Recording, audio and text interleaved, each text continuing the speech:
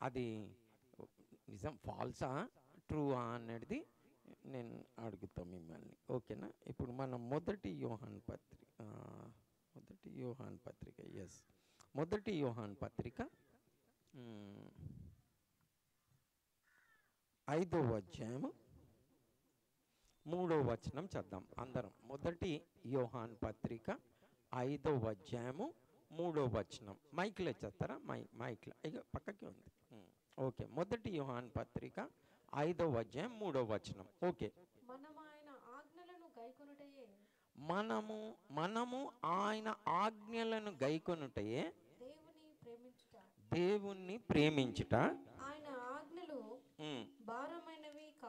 ఆయన ఆజ్ఞలు భారమైనవి కావు అంటా ఉన్నాడు. మనం ఆయన ఆజ్ఞలను ప్రేమించుటయే, గైకొనుటయే దేవుణ్ణి ప్రేమించుట. ఆయన ఆజ్ఞలు భారమైనవి కావు అంటా ఉన్నాడు. ఇప్పుడు నేను మిమ్మల్ని అడిగే ఒక ప్రశ్న ఏంటంటే, నిజంగానే మరి దేవుని ఆజ్ఞలు భారమైనవి కావా అంటా? కొంచెం గట్టి చెప్పండి అమ్మా. భారమైనవి అంటా ఉన్నారు, కానీ ఇక్కడనేమో భారమైనవి కావు అంటాం. వాక్యం కాదంటుందంట, అయ్యగారు అంటున్నారు, మీరేమో అవునంటా ఉన్నారు. ఓకే, ఇంకా ఏమంటారు? మీకేమనిపిస్తుంది? దేవుని ఆజ్ఞలు భారమైనవి కావు అంటా ఉన్నారు. పని నీకెట్లున్నది ఈ మాట? నిజంగా కావా? ఎవరైనా ఈ చెంప మీద కొడితే ఇంకొక చెంప చూయించేస్తావా?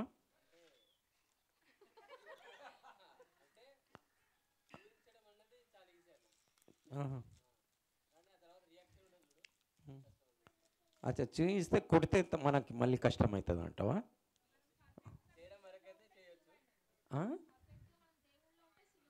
పర్ఫెక్ట్ మనం దేవుళ్ళు ఉంటే సులువైన, దేవుణ్ణి ప్రేమిస్తే ఆజ్ఞ ఈజీ అంట. అమ్మో,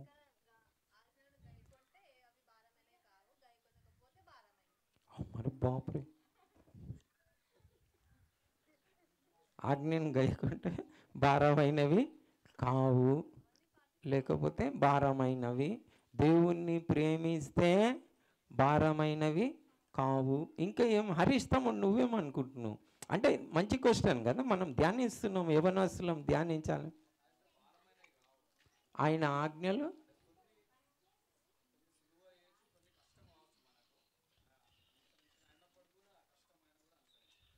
కష్టమైనా కానీ అనుసరించాలి. లేలే, ఇప్పుడు కంపల్సరీ మనం పాటిస్తేనే రక్షింపబడతాం. కానీ ఇప్పుడు మన లిమిట్ ఏంటంటే భారమైనవా కావా.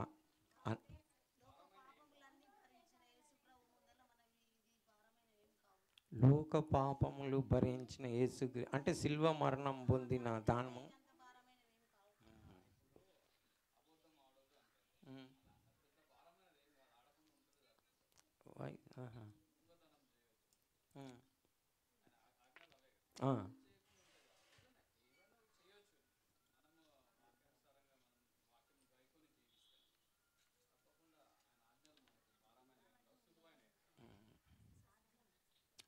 ఎస్తర్ పాప ఏమో అంటుంది. ఎస్తర్ రాణి పాప ఫస్ట్ కష్టం అనిపిస్తుంది, ఈజీ అనిపిస్తుంది, పాటిస్తే. ప్రియాంక నువ్వేమనుకుంటున్నావు? ఏమనుకుంటలేవా? మీరేమనుకుంటున్నారు బ్రదర్? రవి బ్రదరా మీరు? భారమైన వేవు కావా? అరే బాగానే గట్టిగానే ఉన్నాడండి. అన్నీ గైకుంటున్నారా మరి? గై కొనాలన్నా కొంటున్నావా? ఇంకా కూడా భారం కానీ ఎందుకు గైకుంటలేరు? ఓకే, మీరు చేసి చూడండి, ఓకేనా? ప్రతిదీ. మరి నేనైతే ఆ సిస్టర్ గారికే సపోర్ట్. మీ పేరమ్మా మేరీ కదా? మేరీ సహోదరికే సపోర్ట్. నిజంగానే అనిపిస్తే భారమైనవి చెప్తున్నాయ్యా గారు, ఇది స్టార్టింగ్ కదా. ఇప్పుడు ఖాళీ మనం ఫస్ట్ ఇంకా మ్యాచే స్టార్ట్ చేయలే, ఖాళీ మొదటి బాల్ వేయకముందు అడిగిన మీకు ఈ మ్యాచ్ ఆడడానికి ఇష్టం ఉందా అంటే అందరు జమ అయినరు. ఓకే, ఇంకా బౌలింగ్ ఇష్టం అడగాలి. ఓకే, అంటే ఒక క్వశ్చన్ కదా, మనం దేవుని వాక్యం ఏమైనా సెలవిస్తే మనం అలా ఉన్నదా లేదా? దేవుని వాక్యమే సత్యం, దేవుని వాక్యమే సత్యం. కానీ ఎందుకు అలా ఉంది, ఎందుకు అలా భారం అనిపిస్తున్నది?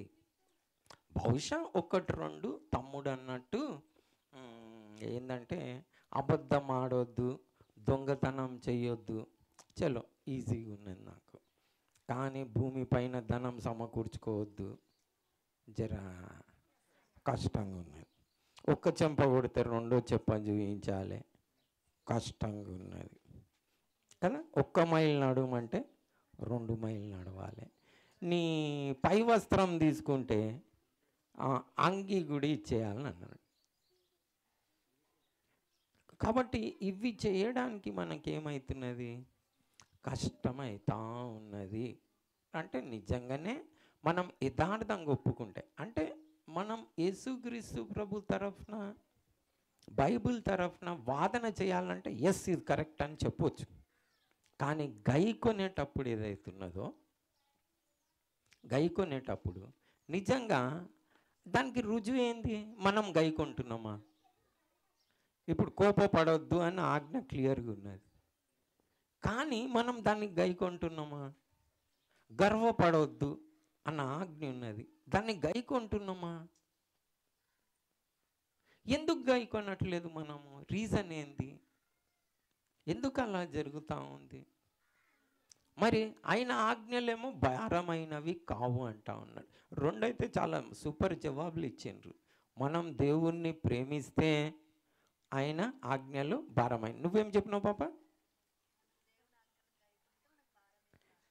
గైకుంటే భారమేమి కావు. ఓకే, రెండు చాలా మంచిగా చెప్పిండ్రు. ఓకేనా, very good, God bless you. నిజంగా ఈ పాప చెప్పినట్టు మనం ప్రేమిస్తే భారమైనవి కావు. ఈ లవ్లో ఉన్నవారు యవనస్తులు ఉన్నారనుకో, గంట సేపు ఎండలు నిలబడమని నిలబడతారు, ప్రభు కొరకు నిలబడమని నిలబడరు. అంటే దేవుని కూడా ప్రేమిస్తే ఏమనిపిస్తుంది? ఆ ఎండ కూడా చల్లగానే ఉంటుంది. కరెక్ట్ బాబా, కరెక్ట్ భాష మాట్లాడుతుంది. సో దేన్నైనా కానీ మనం ప్రేమించాలి. ప్రేమించినప్పుడు అదేంది? భారమైనవి కావు. సో అవి గైకున్నప్పుడు భారమైనవి కావని నువ్వైతే చెప్పావో, నిజంగానే ఏదైనా చెప్పింది చేసినప్పుడు, మనకు అర్థమైనా కాకపోయినా చెప్పింది చేసినప్పుడు నిజంగానే దాంట్లో ఉన్న ఆనందం వేరు. ఈ రెండు యాంగిల్, ఒక యాంగిల్ అయితే మనకు క్లియర్ అయిపోయింది కదా. ఎవరినైనా మనం ప్రేమిస్తే ఏమనిపిస్తుంది? భారమైంది కాదు. ప్రేమ పోతనే భారం అవుతుంది. కానీ ప్రేమించే అంతవరకు ఎవరికైనా ఏమైనా చెయ్యాలి అనిపిస్తుంది. ఇప్పుడు పిల్లలు ఉన్నారు చూడండి, పిల్లల్ని మీరు తల్లిదండ్రులైన వారు ప్రేమిస్తారు కాబట్టి జర ఏమేమి పిచ్చి పనులు చేసినా సహించి మళ్ళీ ఏం చేస్తారు? సారీ చేస్తారు. ప్రేమ పోతుంది ఒక్కొక్క ప్రేమ మెల్లమెల్లంగా వీళ్ళు చేసే కార్యాలను బట్టి పోతుంది. మెల్లంగా ఏమనిపిస్తుంది అప్పుడు? సస్తే బాగుండు అనిపిస్తుంది. అట్లయినా భార్యాభర్తల మధ్యలో కూడా ప్రేమ బాగానే ఉంటుంది. స్టార్టింగ్లో లవ్ ఎక్కువ ఉంటుంది, తర్వాత మెల్లమెల్లంగా ఐస్ క్రీమ్ లాగా కరిగిపోతుంది. కరిగిపోయినప్పుడు ఏమనిపిస్తుంది? ముఖం చూస్తేనే అప్పుడేమో ఎప్పుడు ముఖం చూస్తానా అని ఉంటుంది. పెళ్ళి కాక పెళ్ళి అయిన 6 సంవత్సరాలు వచ్చిండు ఆ ఇంటికి, అబ్బా ఎందుకంటే కరిగిపోయింది. అప్పటి వరకు ఏమైపోయింది? మెల్ట్ అయిపోయింది. కాబట్టి మీరు కూడా పెళ్లి చేసుకోకముందు ఆలోచించండి. చెప్తా ఉంటా కదా, love is like ice cream. కాబట్టి దేవుని ఆజ్ఞ గైకోండి. ఇప్పుడు లవ్ కన్నా ఎక్కువ దేవుని ఆజ్ఞ గైకున్నాం అనుకో, భార్యలైన వారు భర్తనికి లోబడాలి, భర్తలైన వారు భార్యను ఏం చేయాలి? ప్రేమించాలన్న ఆజ్ఞ ఎంత కష్టమవుతుందో పెళ్లి చేసుకుంటే తెలుస్తుంది మీకు. లోబడి ఉండాలని ఉంటే అది పెళ్లి చేసుకుంటే తెలుస్తుంది, లేకపోతే ఎప్పుడు తెలుసు. అరే చాలా బాగుంటుంది, చెప్పిన కదా, లవ్లు ఉన్నప్పుడు ఎండల్లో 1 అవర్ 2 అవర్స్ 24 అవర్స్ నీ కొరకు ఏమైనా చేస్తా అంట. Okay, nice. ఓకే, ఆ పాప ఇప్పుడు నేను మీకు ఇది అర్థం కానికి ఒక చిన్న స్టోరీ చెప్తా. నిజంగానే భారమైనవి కావు. ఇద్దరు పాపలు చెప్పిన దాన్ని మనం ఈరోజు ధ్యానిస్తాం. చిన్న స్టోరీ చెప్తాను నేను. ఈ తెనాలి రామకృష్ణ అని ఒక తెలివిగలవాడు ఉండాడు. చాలా ఖతర్నాక్ తెలివి ఆయనకి. తెలివి ఉంటే రాజు ఆస్థానంలో ఒక దినం ఏంటంటే మాట్లాడుకుంటూ ఏమంటాడంటే, అరే పాలు తాగని పిల్లి ఎన్నైనా ఉంటుందా అంటాడు. అంటే తెనాలి రాముడు ఏమని చేస్తాడంటే, ఉంటుందయ్యా, ఉంటారు రాజాగారు అంటాడు. అరే పాలు తాగని పిల్లి ఉంటుందా అంటే, ఉంటుంది అంటే ఈయన అంటాడు, ఇగో చూడు, నువ్వు కనుక అలాంటి పిల్లిని తేలేదనుకో నీ తల నరికేస్తా అంటాడు. అంటే నరకయ్య గారు, నాకు ఒక 3 months 6 months టైం ఇయ్యి, నేను పాలు తాగని పిల్లిని చూపెడతాను నేను మీకు అంటాడు. చూడరా, 6 నెలలు టైం ఇస్తున్నా, ఇన్ కేస్ కనుక నువ్వు తేలేదనుకో, చూపెట్టలేదనుకో నీ తల నరికేస్తా అంటాడు. అంటే ఏం చేస్తాడు, ఓకే అని పోతాడు. పోయి ఏం చేస్తాడంటే ఒక అప్పుడే పుట్టిన పిల్లని తీసుకొస్తాడు. ఏది, పిల్లని అప్పుడే పుట్టింది. దానికి ఏం చేస్తాడు, వేడి వేడి పాలు చేసి తన నోరంలో గుచ్చుతాడు. కయ్యి అని బయటకు వస్తుంది. అంతే కదా, దానికి తెలియదు కదా, అని బయటకు వస్తుంది. ఇక రోజు ఏం చేస్తాడు, వేడి వేడి పాలు కాగబెడతాడు, మసలి కాలు తెచ్చి దాని మూతిని అట్లా గుచ్చుతాడు. గుచ్చాక అని బయటకు వస్తుంది. అట్లా దానికి 6 నెలలు ట్రైనింగ్ ఇస్తాడు. ఏది, పాలు మసలే పాలను తీసుకురావాలి, దాంట్లో మూతి గుచ్చాలి. మూతి గుచ్చంగానే అది ఏం చేస్తుంది, కొన్ని దినాలు కాగానే, వారం దినాలు ఆ పాలు తెస్తుండంటేనే కుయ్ అని వెనకపోతుంది. అట్లా 6 months ట్రైనింగ్ ఇస్తాడు. అట్లా ఏం చేస్తాడు, ముందుగానేమో వేడి పాలు పెడతాడు, తర్వాత ఏం చేస్తాడు, చల్ల పాలు పెడతాడు.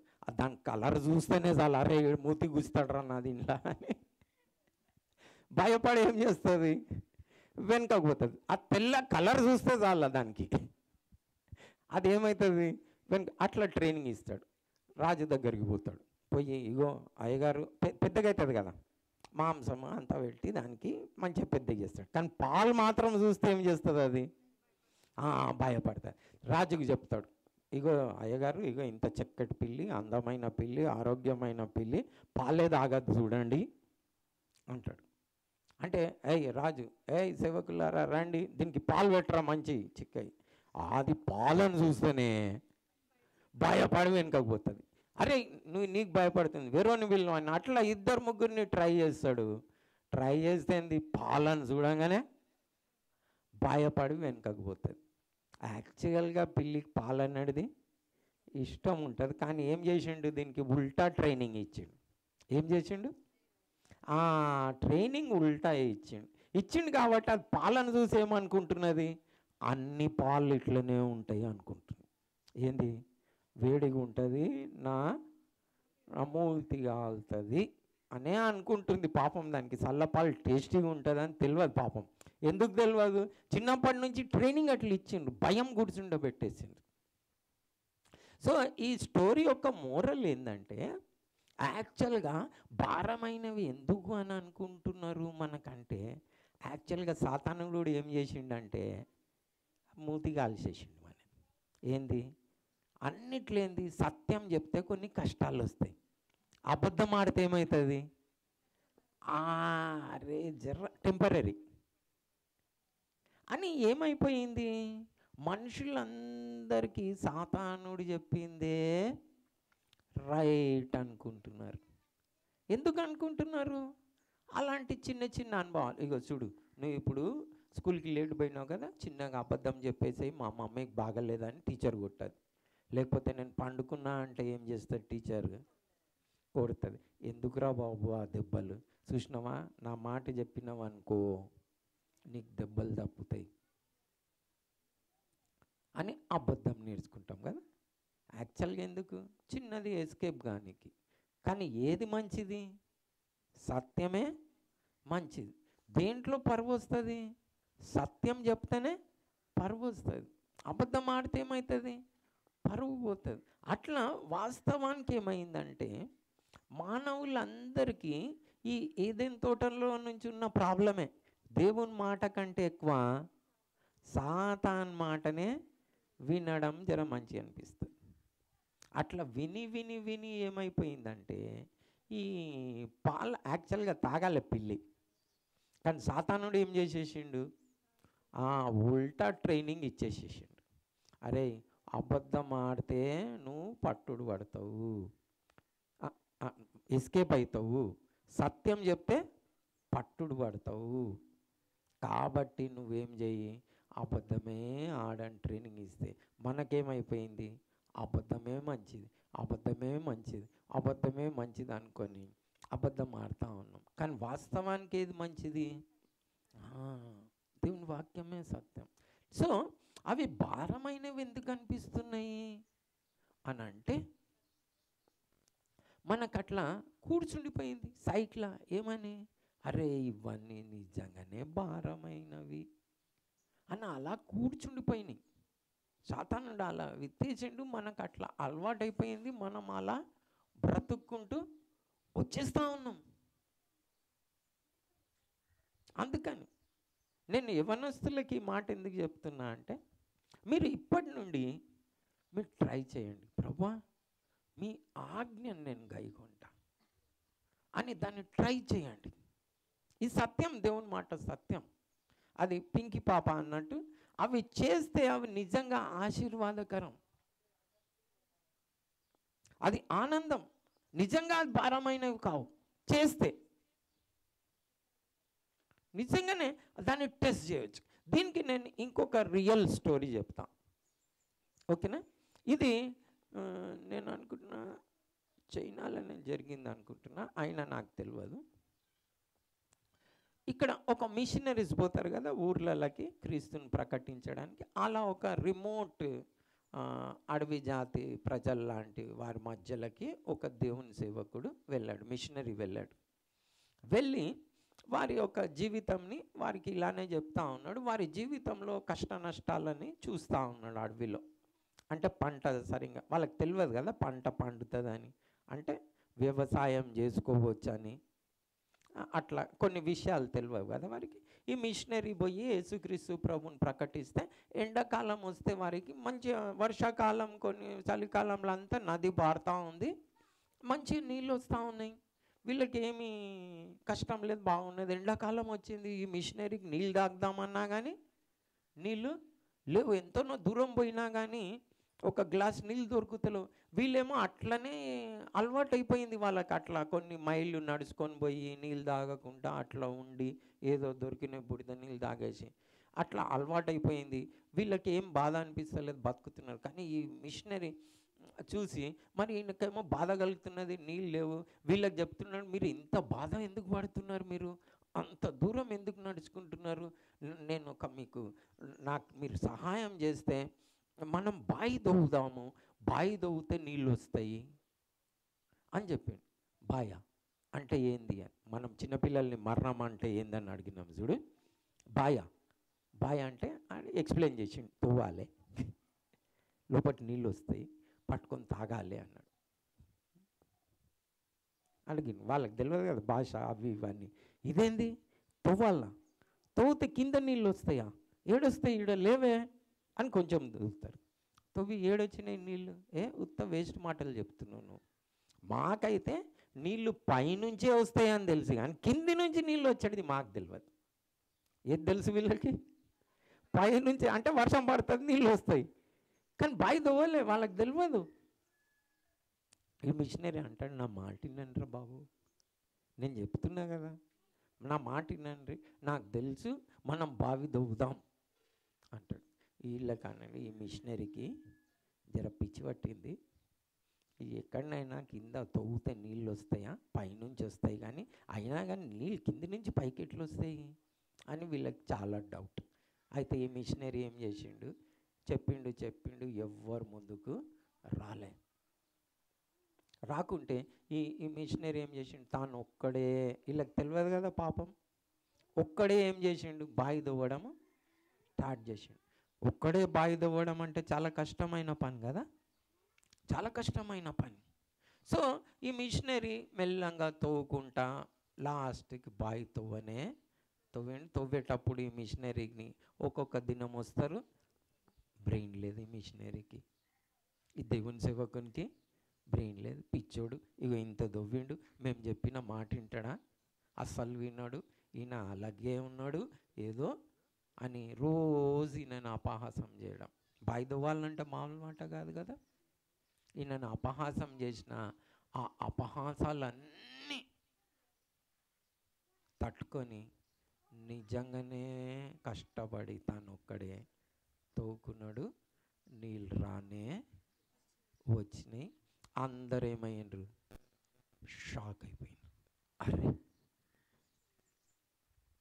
నీళ్ళు వచ్చినాయి, నీళ్ళు తాగిండ్రు, హ్యాపీగా ఉన్నారు. అరే ఈయన చెప్పినట్టు చేస్తే నిజంగానే వాటర్ వచ్చినాయి, ఈయన చెప్పినట్టు మనము చేయాలి, అది కష్టమైనను చెయ్యాలి. అయితే పింకీ అన్నట్టు దేవుని ఆజ్ఞలు నిజంగానే ఎప్పుడైతే నీళ్ళు వచ్చినాయి అనుకో, ఇప్పుడు మైళ్ళ దూరం పోయి నీళ్ళు తాగేదానికన్నా ఈ బావి ఈడ దవ్వుకునేది ఎంత ఈజీ చెప్పండి, ఈజీగా కదా. అట్లనే దేవుని ఆజ్ఞలు కూడా మనకు అవి భారంగా అనిపిస్తాయి. అరే ఇదేంది ఫలం వస్తలేదు, బావి తవ్వినట్టు. కానీ ఒక్కసారి తవ్వేస్తే ఏమవుతుంది, నిజంగానే నీళ్ళు వస్తాయి. అప్పుడు మనకేమనిపిస్తుంది, అరే నిజంగానే దేవుడు చెప్పిన మాట వినాలే, వింటే ప్రతి దాంట్లో ఏమొస్తుంది, ఆశీర్వాదం అనేది వస్తుంది, ఆనందం అనేది వస్తుంది. సో మనం ఇంకొక వచనం చద్దాం. ఇప్పుడు భారమైనవి కావని చెప్పాడు. కానీ దేవుని ఆజ్ఞలన్నీ దేనికి అంటే, మనం ఇప్పుడు ద్వితీయోపదేశ కాండం 10వ అధ్యాయం 12వ వచనం అనుకుంటా నేను, లేకపోతే వెతకవలసి వస్తుంది. నీ మేలు కొరకు అని ఉంటుంది, ఉందా? ద్వితీయోపదేశ కాండం 10వ అధ్యాయం 12వ వచనంలో ఉందా చూడండి. 13వ వచనంలో. ఓకే, గట్టిగా చేద్దాం. నీ మేలు కొరకు, నీ మేలు కొరకు నేడు నేను నీకు ఆజ్ఞాపించు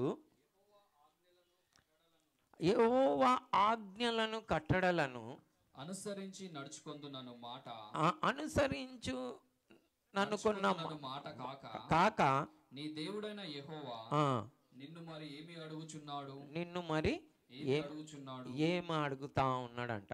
ఎవరి మేలు కొరకు ఆజ్ఞలన్నీ చెప్పండి, మన మేలు కొరకు. అందరు చెప్పండి, ఎవరి మేలు కొరకు, మన మేలు కొరకు.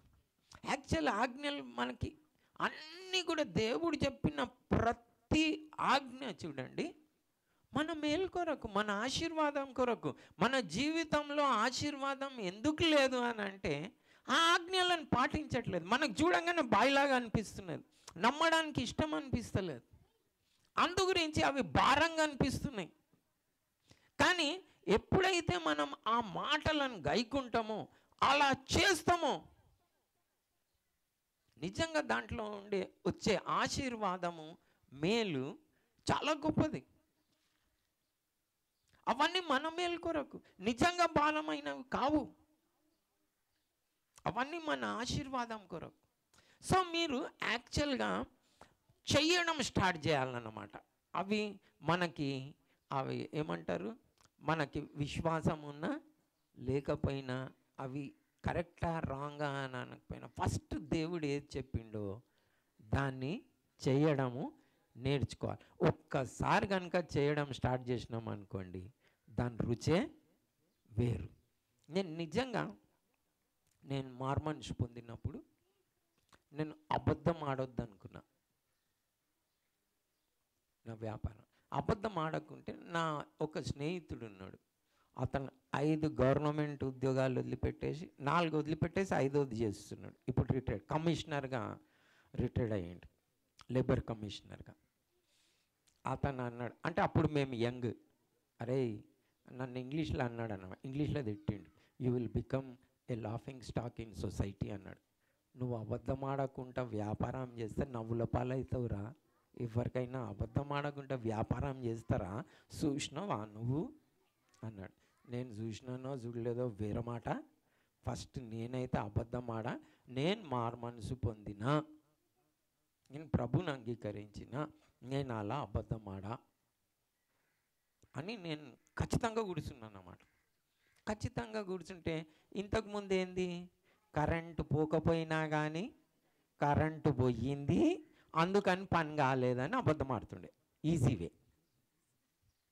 యాక్చువల్గా నేను పోయేది సినిమాకి, కానీ చెప్పింది ఏంది, కరెంటు పోయిందని. ఒక్కసారి 2 సార్లు చూస్తారు, తర్వాత 3వసారి మనకు బిజినెస్ ఇస్తారా? అట్లా అంతా పాడు చేసుకున్నా. సో దాని తర్వాత నేను మారుమనసు పొందినప్పుడు నిజంగా సత్యం చెప్పాలనుకున్నాను, అబద్ధం ఆడొద్దు అనుకున్నాను, నిజంగానే అలా జీవించిన. సో ఇప్పుడు నేనేం చేస్తుండేనంటే, మళ్ళీ నేను మాట ఇచ్చిన ఆయనకి, మాట ఇస్తే మాట తప్పకూడదు అని నేనేం చేస్తుండే, రేపు ఇస్తా ఎల్లుండి ఇస్తా అంటే ఇవాళ నైట్ ఉండైనా కానీ ఆ పని అంతా కంప్లీట్ చేసుకొని 1 డే బిఫోర్ ఆ పనిని కంప్లీట్ చేసుకొని పెట్టుకుంటుంటే నేను. ఎందుకు? అబద్ధం ఆడకూడదు, మాట తప్పకూడదు, ప్లస్ సరి అయిన గుండు వాడాలని. ఇవన్నీ దేవుని ఆజ్ఞలు. ఏది? సరి అయిన గుండు వాడాలి, ప్రమాణం చేసిన నష్టం కలిగినను మాట తప్పదు, అబద్ధం ఆడకూడదు, ఏ కష్టం చేసినను లాభమే కలుగును. ఇవన్నీ సామెతలలో ఉన్నాయి. రోజు నేను సామెతలు చదువుతూ ఉండే. అట్లా నేను నా జీవితంలో సామెతల గ్రంథంని ఒక 30, 40, 50 సార్లు చదివిండొచ్చు. ఎన్నిసార్లు చదివినాను నాకు అంటే రోజు ఒక అధ్యాయం చదువుతుండే. ఎందుకు? యవ్వనునిగా నాకు జ్ఞానం కావాలని ఉండే, దేవుని జ్ఞానం కావాలని ఉండే. ఇవి జ్ఞానం లేని వారికి సామెతలు జ్ఞానంనిచ్చే ఉపదేశం అని చెప్పబడినది. సో రోజు చదువుతుండే వీటిని. నాకు ఇంకొక అతను తెలుసు, ఆయన క్రీస్తుని ఎరగని విశ్వాసం ఉంచాడు, కానీ పెరిగింది క్రైస్తవ హాస్టల్లో, కానీ యేసుక్రీస్తు ప్రభు నమ్మాడు. కానీ ఆయన చెప్పిన సాక్ష్యం ఏంటంటే, ఆయనకి ఒక దినం పాస్టర్ గారు వచ్చి చెప్పిన, అరే ఈ సామెతలు చదవంటారా మీకు తెలివి చాలా వస్తుందని చెప్పిండండి. ఆయనకు అది నమ్మి ఏం చేసిండు, బైబిల్లో నుంచి సామెతల గ్రంథంని దించేసుకొని పాకెట్లో పెట్టుకుని, అవి చదివి నాకు ఇంత తెలివి వచ్చిందండి అంటాడు. నిజం, ఇది సాక్ష్యం ఒక అతను చెప్పింది. ప్రెస్లా అతనికి కూడా ప్రెస్ ఉంది అండి, నేను ఇంత పెద్దోని కానీ సామెతల గ్రంథం అండి అంటాడు. చింపి తీసుకొచ్చిన నేను అట్లా అంటాడు. నిజంగా నేను కూడా అలా సామెతలను చదివాను. ఇవన్నీ సామెతలలో ఉన్నాయి. ఇప్పుడు నేను చెప్పిన ఆజ్ఞలన్నీ, వాటిని అన్నింటినీ తూచా తప్పకుండా నేను నా వ్యాపారంలో వినియోగించిన. అంటే అబద్ధం ఆడొద్దు, ప్రమాణం చేస్తే మాట తప్పొద్దు, సరి అయిన గుండు వాడాలి, ఏ కష్టం చేసినాను లాభమే కలదు. నిజంగానే అన్నీ చేసిన, నిజంగానే నా వ్యాపారము వర్ధిల్లడము స్టార్ట్ అయింది. నిజంగా అయింది. నేను ఇప్పుడు మంచి ఆరాంతో ఇక్కడ కూర్చుంటున్నా అంటే దానికి కారణం ఏంది? అలా ఉన్నా, అలా సెటిల్ అయినా, చేసేవారు ఉన్నారు, నేను ప్రభు పరిచర్య చేయాలనుకుంటున్నా, చేస్తున్నా. ఇవన్నీ నేను చేయడానికి కారణం ఏంటంటే ప్రభు ఇచ్చిన జ్ఞానమే. నా వ్యాపారం వర్ధిల్లిందా లేదా? లేకపోతే నేను సినిమాలు చూసుకుంటా, చెడు పనులు చేసుకుంటా, అబద్ధంలు ఆడుతుంటే, సరి అయిన గుండు వాడితే ఒక దినం బిజినెస్ ఏమవుతుంది? లాస్ అయిపోతుంది. ఇప్పుడు దేవుని ఆజ్ఞలు నాకు గైకొని కష్టం అంటారా? కష్టం కాదు. ఎందుకు? బాయిదో విన్నట్టు నేనేం చేసిన, దాన్ని అనుభవపూర్వకంగా తెలుసుకున్నా. ఇప్పుడు చూడండి, మా ఫ్యామిలీలో కానీ, ఫ్రెండ్స్ మధ్యలో కానీ, ఈవెన్ మా భార్య పిల్లల మధ్యలో, నా కుటుంబంలో కూడా ఖచ్చితంగా తెలుసు మా డాడీ అబద్ధం ఆడడు అని.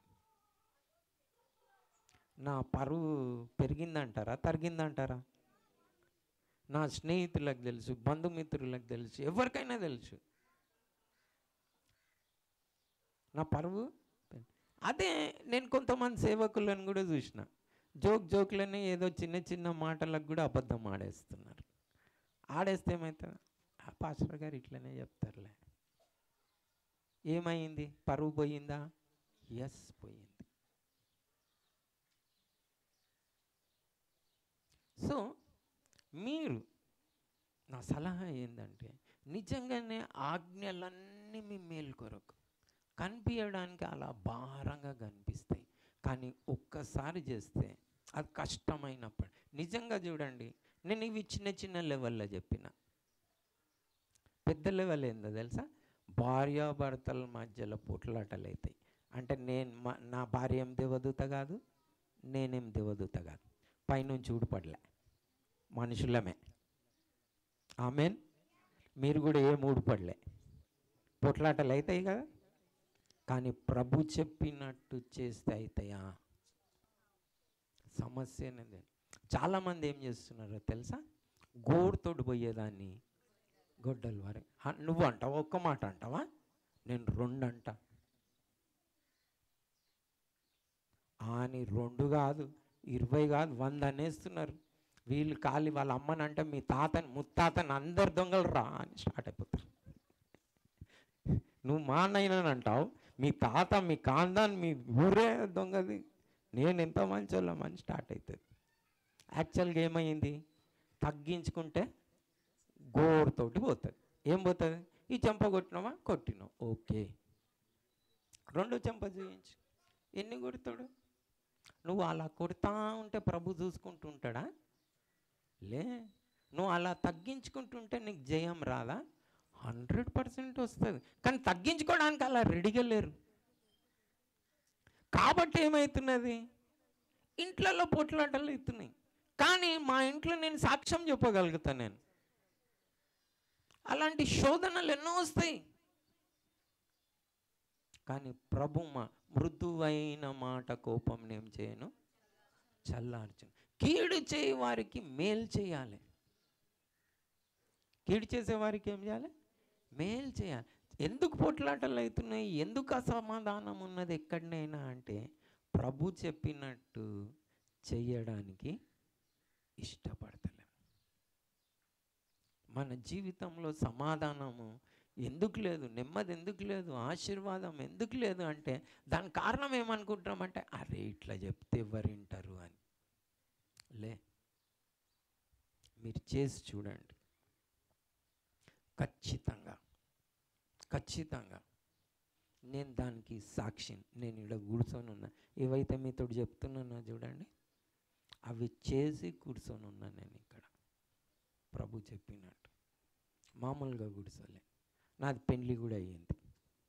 పెళ్ళి అయి నాకు 24 సంవత్సరాలు అవుతుంది. వచ్చే సంవత్సరం సిల్వర్ జూబ్లీ అవుతుంది. పెళ్ళి అంటే మామూలు కాదు, 100 ఏళ్ళ మంట. కానీ నా ఇంట్లో మాత్రం పంటనే. ఎందుకు? ప్రభు మాట వింటున్నాను. నేను అలా తగ్గించుకోవడానికి రెడీ. భర్తలైన వారు కూడా, మీరు కూడా పెళ్లి చేసుకోవాలని అనుకున్న వారు అందరు వినండి. ఇలా కాపురం చేయాలని ఒక ట్రిక్ ఇస్తా భర్తలైన వారికి, ఓకేనా? జ్ఞానం చెప్పున కాపురం చేయాలంటే ఇలా చేయాలి.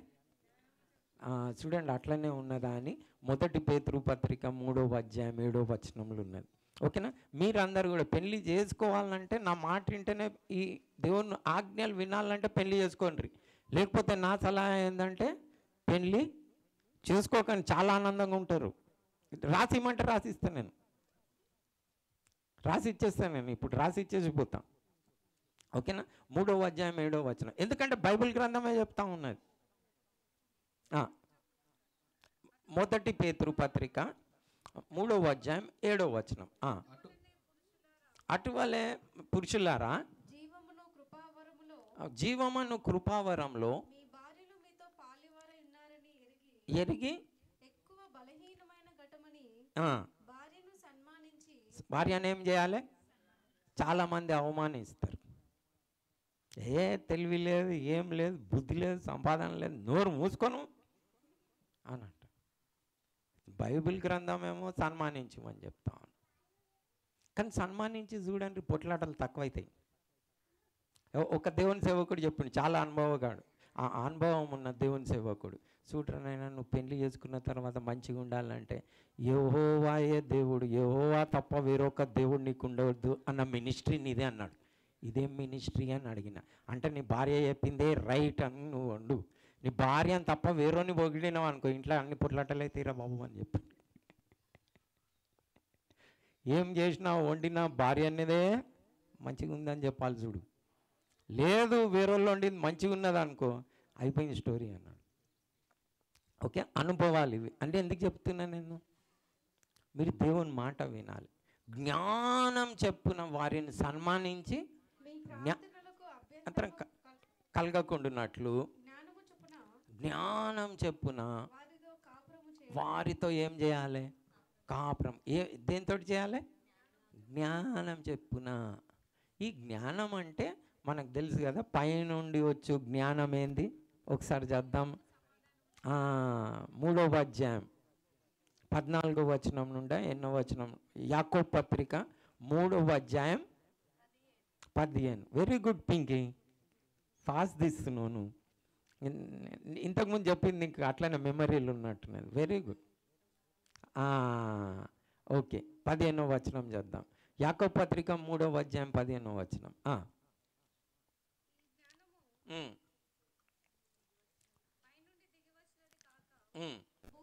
అంటే ఈ పోట్లాడుకునే జ్ఞానం, దయ్యములకు సంబంధించిన జ్ఞానం, భూ సంబంధమైన జ్ఞానం. ఏది పోట్లాడుకునేది? నోటికి నోరు ఇచ్చేది, మాట్లాడేది, గర్వపడేది, అవమానించేది, మాట తప్పేది, అబద్ధం ఆడేది.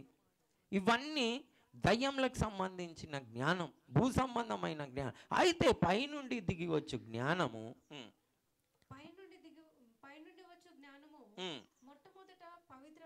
పవిత్రమైనది, తర్వాత సమాధానకరమైనది, మృదువైనది, సులభంగా లోబడినది, కనికరంతోను. చూడండి, కనికరం చూపించాలి, సమాధాన పడాలి. ఇదేంది? పైనుండి దిగివచ్చు జ్ఞానం. ఈ వరుస కనుక పెట్టుకొని మీరు పెళ్లి చేసుకున్నారనుకో, మీ ఇంట్లో సమాధానం. లేకపోతే దయ్యం తాండవం ఆడుతుంది రోజు పొద్దుగాల, గ్యారంటీ. ఇట్లా కాపురం చేయండి, మీ ఇంట్లో సమాధానం ఉంటుంది. ఓకేనా పాప? Okay okay. సో మనం దేవుని ఆజ్ఞలు భారమైనవి కావు, నిజంగా మనకి మేలైనవి. కాకపోతే ఏం పడిపోయింది మన మైండ్లో? అరే ఇవి చేస్తే ఎవరు వింటారని. కానీ చేసి చూడండి, ఆశీర్వాదం వస్తుందా రాదా, సమాధానం వస్తుందా రాదా చూడండి. ఏ ఇంట్లోనైనా ఏ ప్రాబ్లం అయినా కానీ, రూపింపబడ్డ ఏ ఆయుధం కూడా మీకు విరోధంగా వర్ధిల్లదు, అది ఓడిపోవలసిందే. కాబట్టి మీరు కీడిని మేలుతో జయించండి, దేనికి భయపడకండి. ఆమెన్. దేవుని ఆజ్ఞలు భారమైనవి కావు, నిజంగానే అందులో ఆశీర్వాదం ఉన్నది, అది మేల్కొరకు ఉన్నది. నేను తృప్తిగా ఉన్నా, మంచిగా ఉన్నా.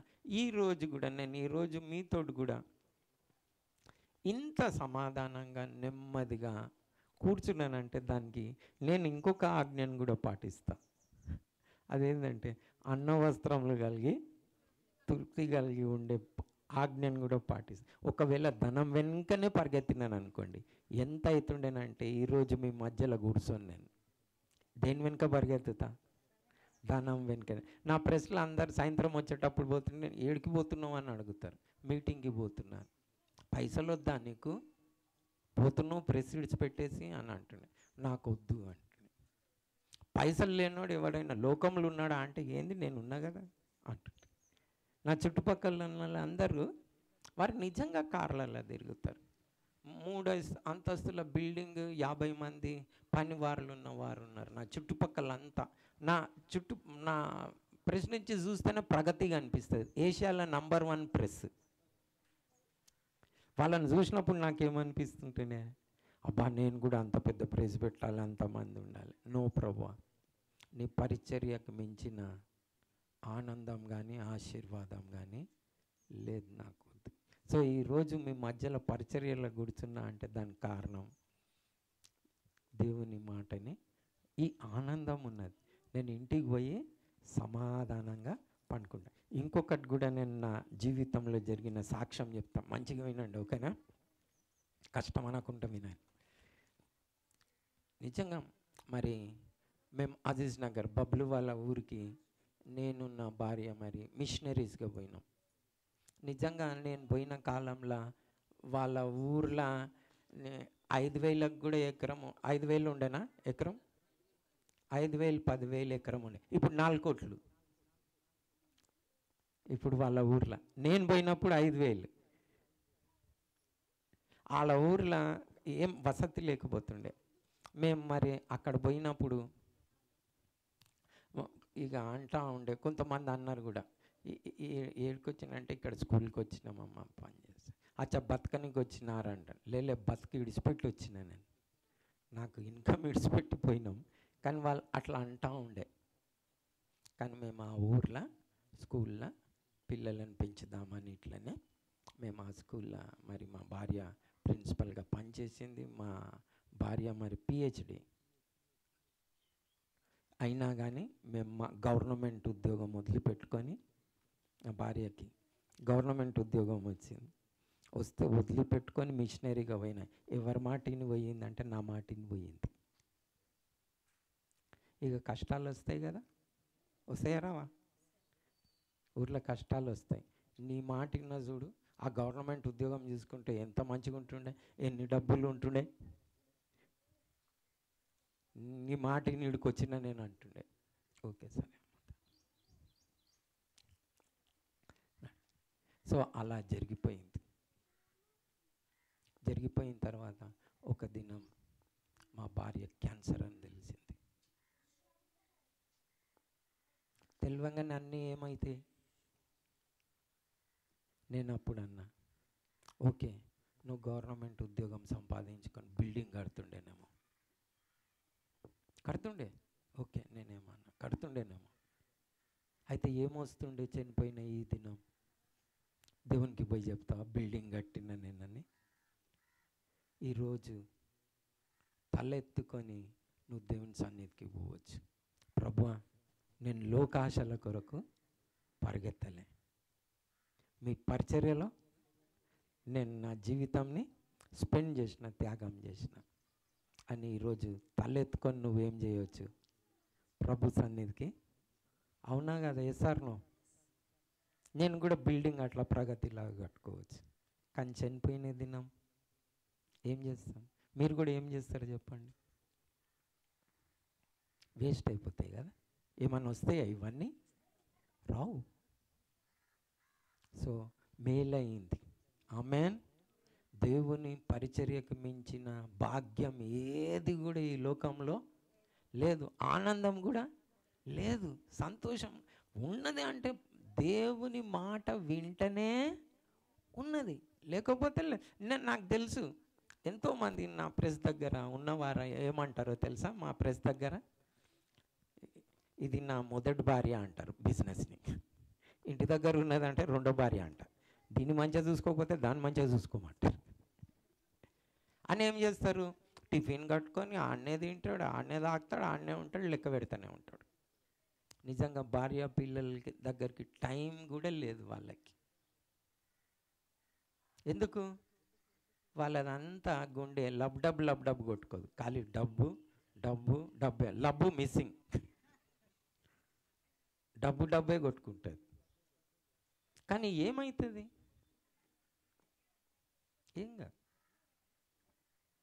సో మీరందరూ కూడా దేవుని ఆజ్ఞలు గైకోవడానికి దేనికి బాధపడక మేలైనవి ఏం చేస్తారు? సంపాదించి అన్నీ విడిచిపెట్టిపోవాలి, అన్నీ విడిచిపెట్టిపోవాలి, వేస్ట్. సో దేవుని మాట వింటే ఖచ్చితంగా నాకు సమాధానము, నెమ్మది, సంతోషము, సమృద్ధి ఏ విషయంలో కొదవగాలి. నేను ప్రభు మాట విన్నందుకు, నేను ప్రభుకి నా జీవితం నిజంగా సమర్పించుకొని 32 సంవత్సరాలు అవుతుంది ఆల్మోస్ట్. ఆ దినం మొదలుకొని ఈ దినం వరకు ప్రభు నాకు ఏమీ కొదువ చేయలే. దానికి నేను సాక్షిని మీ మధ్యలో. సో మీకేమైనా కొద్దువ చేస్తాడా? చేయడు. దేవుని రాజ్యము, ఆయన నీతిని మొదట వెతకండి, తప్పనిసరిగా దేవుడు మిమ్మల్ని దీవిస్తాడు. వాస్తవానికి దేవుని ఆజ్ఞలు భారమైనవి కావు. చెయ్యకపోతే ఆండ్ల నుంచి ఆశీర్వాదం రాదు. దేవుణ్ణి ప్రేమిస్తే ఆశీర్వాదం. సో మీరెవ్వరు కూడా యవ్వన కాలంలో అరే దేవుని ఆజ్ఞలు భారమైనవని అనుకోకండి. ఆమెన్. కాబట్టి మీరు దేవుడు చెప్పినవన్నీ చెయ్యండి. తప్పనిసరిగా మీరు కూడా ఒక దినము ఈ సీట్లో నేను అక్కడ ఉంటా, మీరు ఇక్కడ ఉంటారు. ఓకేనా? మీరు ఈ సాక్ష్యం చెప్తారు ఒక దినం. దేవుని ఆజ్ఞలను మీరు గైకొంటే ఖచ్చితంగా ఈ మాటలు నెరవేర్చబడతాయి. మీరు సాక్ష్యం చెప్తారు వేరే వారికి. ఆమెన్. ప్రభువా, అట్లా మేము సాక్షి బిడ్డలుగా మరి మీ ఆజ్ఞలను గైకొని సంతోషం, ఆయన సన్నిధిలో నిత్య సంతోషం గలదు. ఏం గలదు? నిత్య సంతోషం గలదు. వాస్తవం, ఫ్యాక్ట్. దానికి నేను సాక్షిని. సో మనం ప్రార్థన చేసుకుందాం.